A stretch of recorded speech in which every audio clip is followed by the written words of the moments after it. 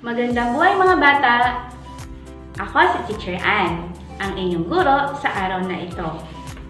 Ngayon ay muli tayong matututo ng bagong kaalaman tungkol sa tamang asal at pagiging mabuting mamamayan.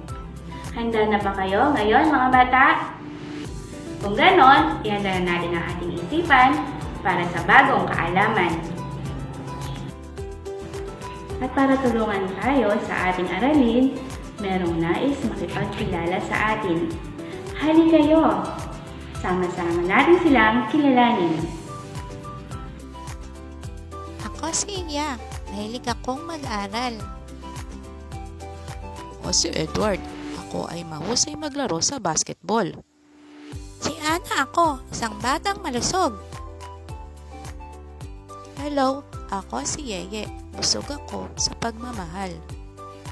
Hello, ako si Mary. Gustong-gusto ko ang pangalan kong Mary. Yehey! Si Iya ay batang may karangalan sa kanilang paaralan. Tinutukoy niya ang karapatan ninyo na makapag-aral. Si Edward ay mahusay sa larong basketball. Tinutukoy naman niya ang karapatan ninyong malinang ang sariling kakayahan.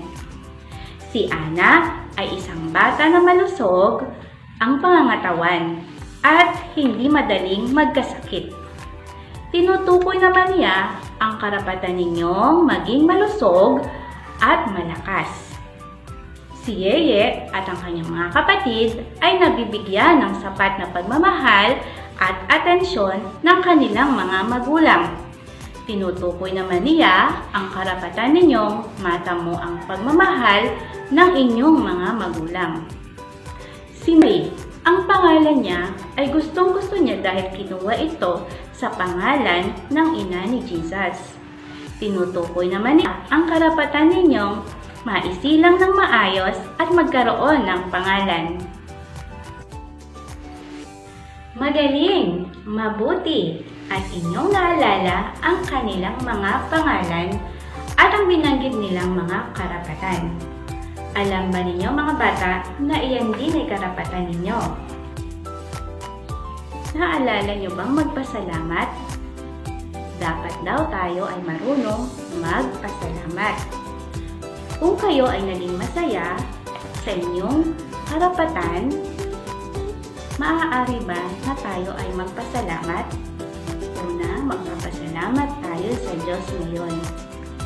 Dahil sa ibinigay sa ating magulang at pamilya na nagbibigay sa atin ng ating karapatan. Dapat din pasalamatan natin ang ating mga magulang sa ibinibigay nilang karapatan sa atin. At dahil dyan, bigyan natin sila ng love clap. Sundan nyo ako mga bata. 1, 2, 3. 1, 2, 3. 1, 2, 3. 1, 2, 3. Mwah! I love you! Sabihin natin din yan at gawin sa ating mga magulang. So ngayon mga bata, nagpapasalamat ako at nakasama ko kayo. Hanggang dito na lang. Paalam!